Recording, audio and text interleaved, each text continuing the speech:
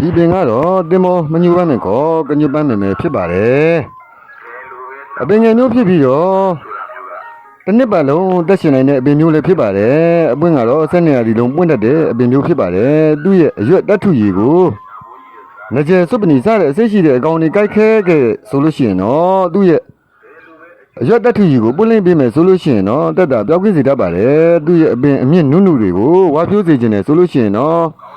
သူ့ရဲ့အပင်အမြင့်နုနုကိုပြုတ်ပြီးတော့တောက်ပေးမယ်ဆိုလို့ရှိရင်ဝါဖြိုးစေတတ်ပါတယ်ဝမ်းမီကိုတောက်စေတတ်ပါတယ်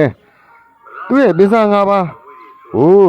အသုံးပြုမယ်ဆိုလို့ရှိရင်တော့စီးချိုယောဂါကိုပယ်ဖြောက်နိုင်ပြီးတော့မိရသွေးအဆင်းလွန်တဲ့ယောဂါတွေအတွက်ကိုလည်းအရွက်ကိုအသုံးပြုမယ်ဆိုလို့ရှိရင်တက်တာပြောင်းကင်းစေတတ်ပါတယ်သူ့ရဲ့ပင်စား၅ပါး၄ချက်သားကိုရေတက်နဲ့50ချက်သားနဲ့မြေဦးမှာ၃ခွက်တစ်ခွက်နဲ့ယူပြီးတော့ပြုတ်မယ်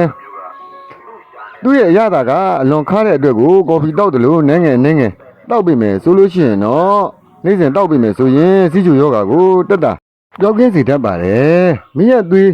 ဆင်းလွန်တာတွေဖြစ်တယ်ဆိုလို့ရှိရင်တော့သူ့ရဲ့ရွက်၃ချက်သားကိုထုချပြီးတော့ရေ50ချက်သားနဲ့တညစိန်ထားပြီးတော့အဲ့ဒီ